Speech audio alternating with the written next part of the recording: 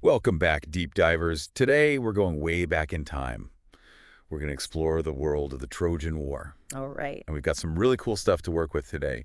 Excerpts from the Iliad itself, Okay. plus some scholarly analysis to help us along the way. Yeah. I'm excited. What's our mission today? What are we going to try to uncover?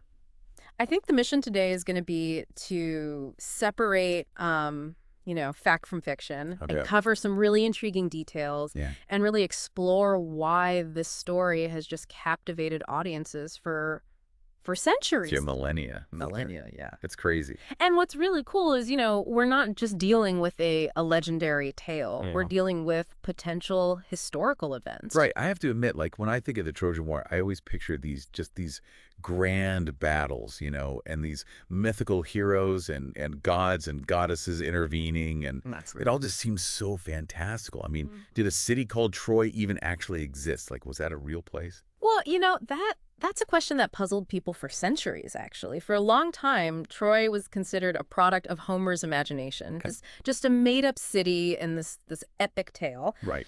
But then in the 19th century, an archaeologist named Heinrich Schliemann, he set out to prove the skeptics wrong, and guess what? Well. He actually found it. What? So he just took the Iliad and, like, went on a treasure hunt? Yeah, pretty much. That's amazing. It's incredible, right? And what's even more fascinating is that he wasn't alone. In his book, the Iliad book babyprint.pdf, he talks about, throughout history, people like Julius Caesar, Roman Emperor Hadrian, even the Persian King Xerxes, they all visited the site believed to be Troy. Wow. So clearly, this story, it had a hold on people long before, Schliemann even came along. That's amazing. So we know Troy was real, like we have physical evidence, but what about the war itself? I mean, did this epic clash between the Greeks and the Trojans actually happen, or was it purely a work of fiction? I mean, that's the million-dollar question, isn't it? Right.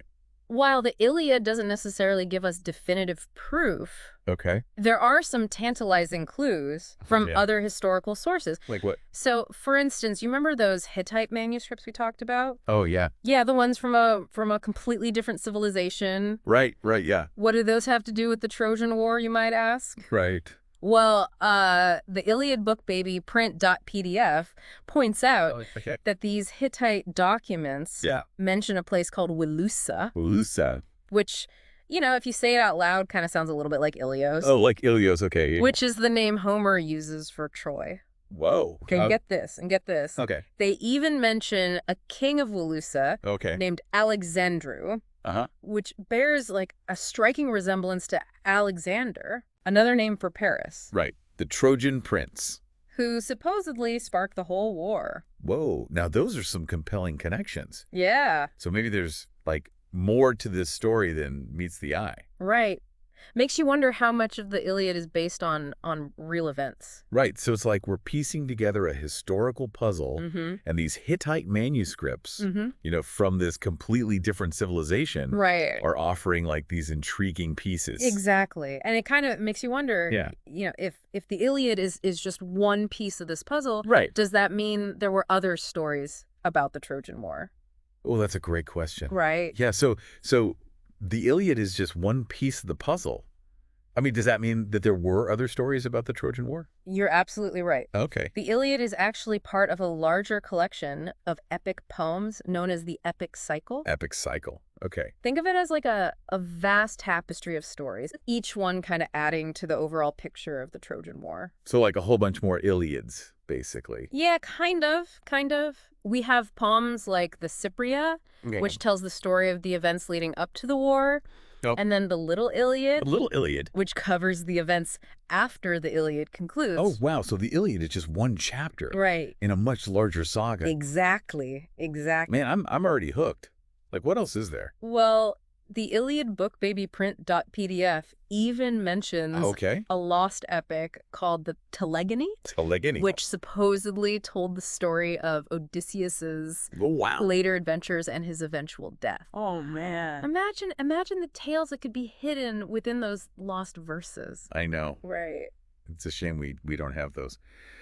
Speaking of the Iliad, something that's always kind of puzzled me Okay. is that some of the most famous parts of the Trojan War, like the Trojan horse, aren't even mentioned in the poem itself. It's like, why would that be? That's a great observation, actually. Yeah. It's true, like iconic elements like the Trojan horse, they're just absent from the Iliad. Yeah. And there are a few possible explanations for this.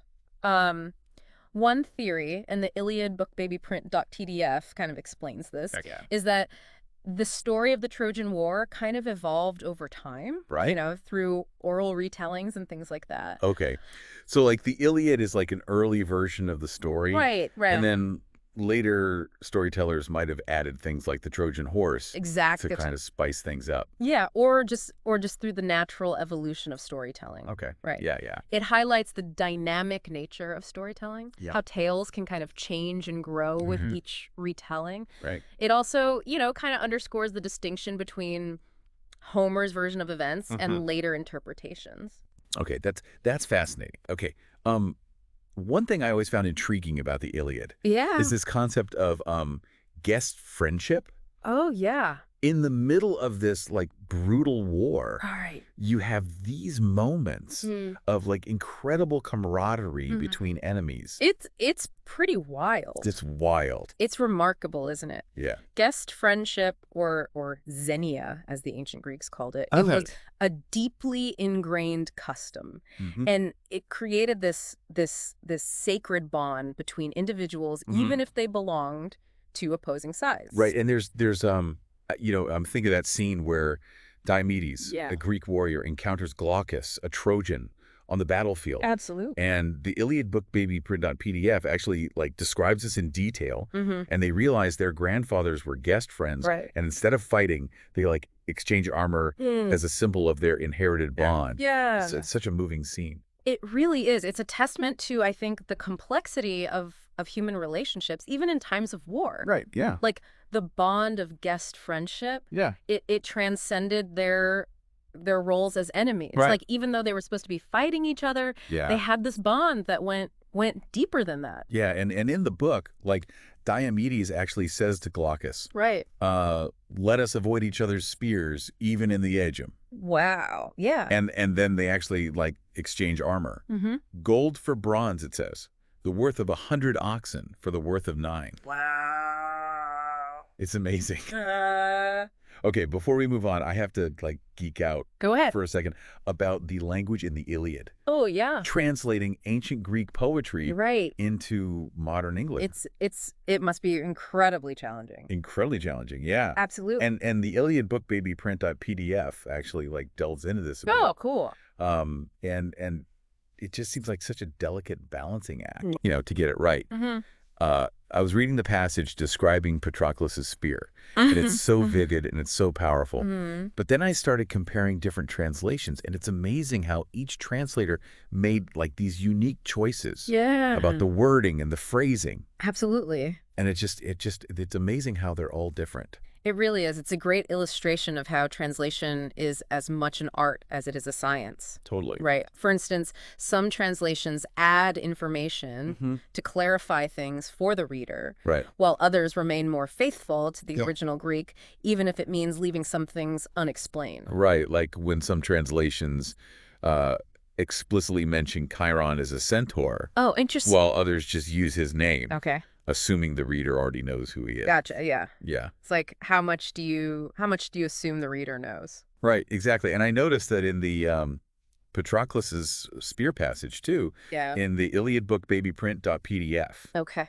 Yeah. So it raises this question: what's the translator's primary responsibility? It's a great question. Is it to make the text accessible to everyone? Even if it means like adding details that weren't originally there? Right. Or is it to be like as faithful as possible to the original? Even if it means some readers might like struggle to understand everything. It's a tough one. Yeah, that's a tough one. It's like, yeah, I guess it depends on what you're looking for as a reader. Absolutely. You know, some people want that like purest experience possible, and other people appreciate like little extra guidance along the way. Yeah, I mean, it's a reminder that there's no single right way Right. to translate a work like the Iliad, really. Yeah. Each translation offers, a unique lens through which to experience this timeless epic. It's like having multiple versions of the same story, each with its own like flavor. Precisely. Okay. That's cool. And that just adds to the richness and depth of this incredible work. But, one of the most striking features, I think, of Homer's style is his use of epithets. Right, those recurring phrases that he uses to describe his characters, like swift-footed Achilles, bright-eyed Athena, things like that. Yeah. What are your thoughts on those? Yeah, they always stood out to me, and I used to wonder, why does he keep repeating the same descriptions? It seemed a bit redundant, But then I read the section in the Iliad book baby print.pdf that actually lists out a bunch of them. Oh, cool. And I started to kind of see a pattern emerge. They're not just decorative, are they? Right, yeah. I mean, those epithets, they served multiple purposes. Okay. I think they helped to establish character traits. They added rhythm and memorability to the poetry, and even offered insights. Into ancient Greek values and beliefs. So they're like little windows into the culture. Yeah, exactly. It's like calling Achilles swift-footed. That emphasizes his speed and agility as a warrior, which were highly prized qualities in ancient Greek. Right, and Agamemnon being called Lord of Men, emphasizes his authority and his leadership role. Right. So they're doing a lot of work. These epithets. Yeah. They're not just there for decoration. Right. It's all starting to make sense now. Yeah. The epithets weren't just about description. They were about adding depth and meaning to the characters and to the story. And I think especially for audiences, who were experiencing these tales through oral tradition, imagine how those recurring phrases would have helped listeners remember and connect with the characters and their journeys. Okay, that makes perfect sense. Now I'm really eager to delve into the heart of the Iliad. Let's do it. I want to understand the key scenes and the themes that make this story so unforgettable. Right. The Iliad is just packed with these powerful scenes and themes. It is. I mean, where do we even begin? Oh, there's so many great places we could start. I think book 1 is crucial, though. Okay. It's where we're introduced to that epic quarrel between Achilles and Agamemnon. It really kind of sets the stage for the whole story. Yeah. That clash, it really sets the tone. Oh, absolutely. Agamemnon, the leader of the Greek forces, takes Briseis, this captive woman, away from Achilles. And it's almost like this petty power move. Yeah. I'm the king, I get what I want. But Achilles, being the proud warrior he is, he's not going to stand for that. Exactly. And that sets off a chain reaction that has massive consequences for the entire war. Yeah. Achilles, in his fury, refuses to fight any longer, and the Greeks start losing ground. It really highlights how personal conflicts and individual egos can have ripple effects that impact everyone. Makes you think about how often things escalate because of pride and a refusal to compromise. Yeah. But this conflict, it goes beyond just a woman, doesn't it? It does. It seems to be about something deeper. Absolutely. It's a clash of values, really. The core of this conflict is about honor, pride, and the question of who deserves the most respect and rewards in a warrior society. Right. It's about who gets the glory, who has the right to lead, and that tension. And even, the book even states that Achilles, angered at heart, sat by the shore of the wine-dark sea. Right, yeah. So that tension between, individual ambition and the collective good. I mean, that's a theme that runs through the whole epic. And it's a tension that's relevant to us even today, Totally. Think about how often we see that same struggle play out in our own lives, in our own communities. It's timeless, really. Okay, moving on. What about book 3? Okay. The confrontation between Paris and Menelaus. Oh, yeah. That scene is electric. It's our first glimpse of Helen, right? the woman who supposedly started the whole war. Right, right. And her portrayal is so nuanced. It is. You see the weight of the situation on her. Yeah. She's trapped between her past with Menelaus, right. her present with Paris, and the knowledge that, like, a war is raging because of her.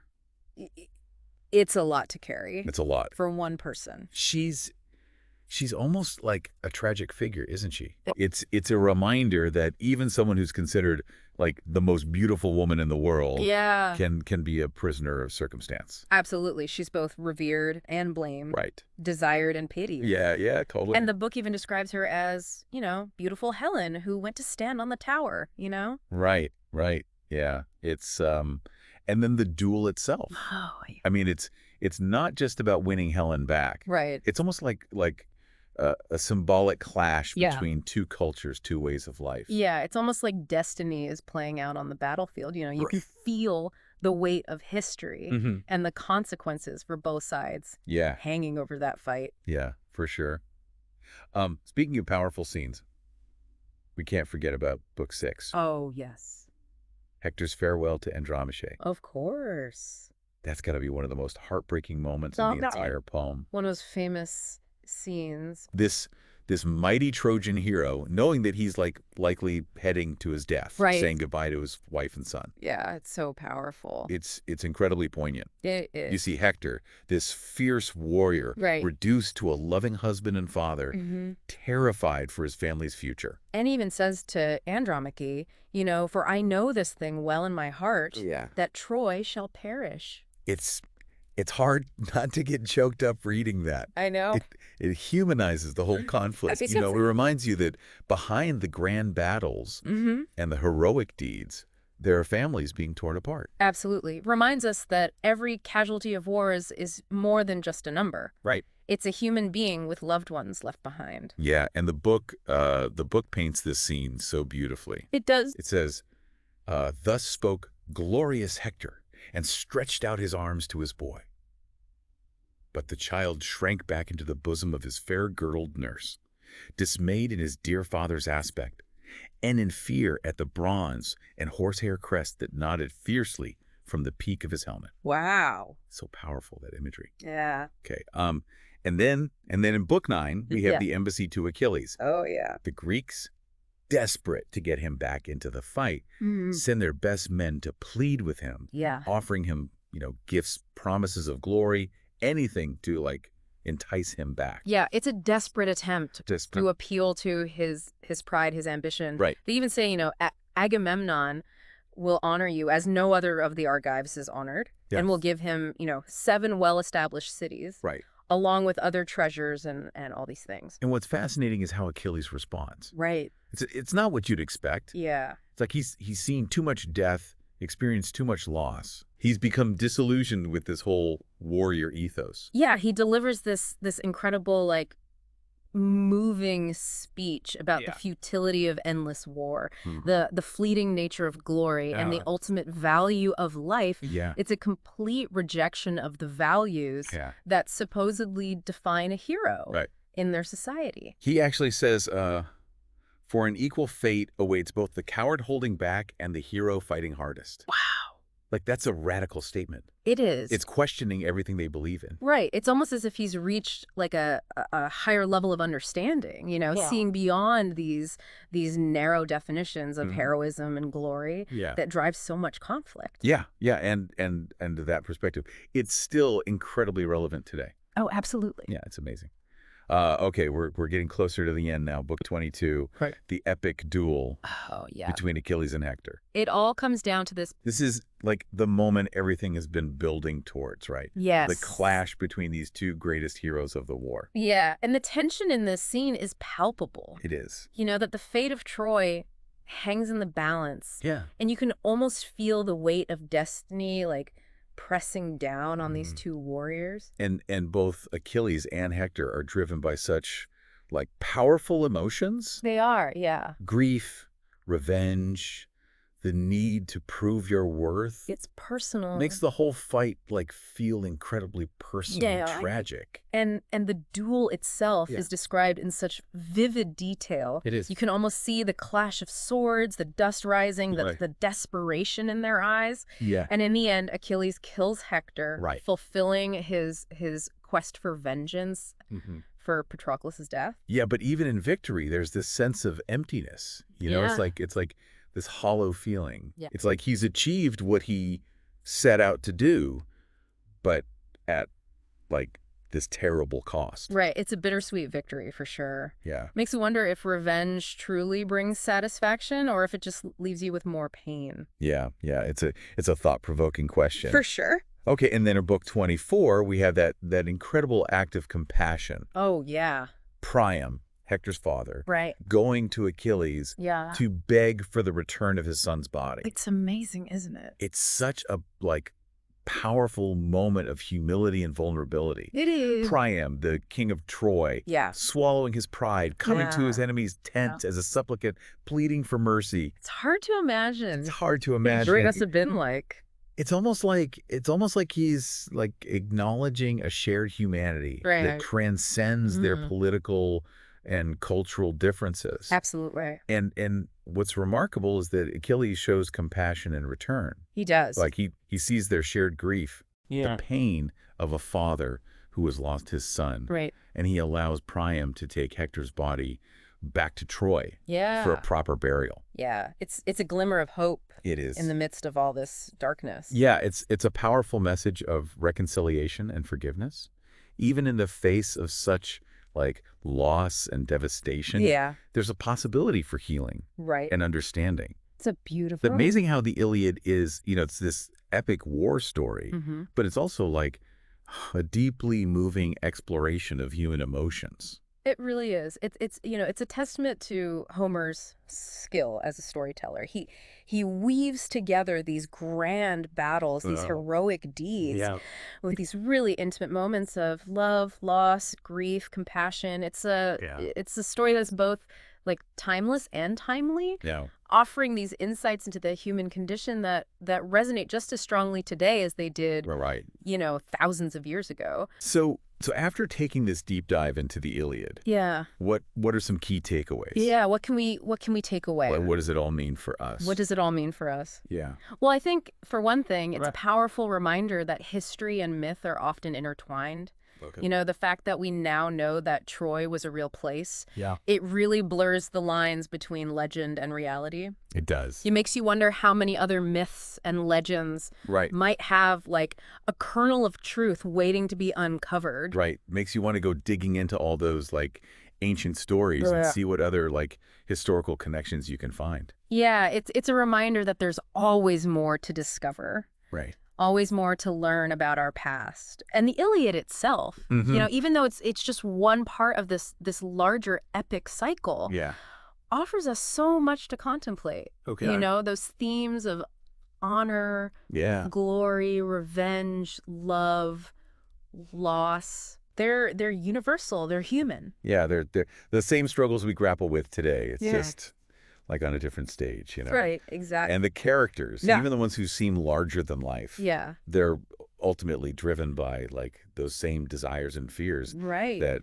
we all experience. It's a reminder that no matter how different our lives might seem from, those of the ancient Greeks, we're all connected by our shared humanity. We all long for recognition, for love, for a sense of purpose. We all fear loss, betrayal, the unknown. It's those shared experiences that make the Iliad such like an enduring masterpiece. Absolutely. It speaks to us across, time and space, reminding us of the power of storytelling to connect us to our past, to each other, and to the deepest truths of the human experience. And it challenges us to think critically about those timeless questions, What does it mean to be a hero? What is the true cost of war? Right. Can we ever escape the cycle of violence and vengeance? These are questions that, have no easy answers, but the Iliad provides like a framework for exploring them.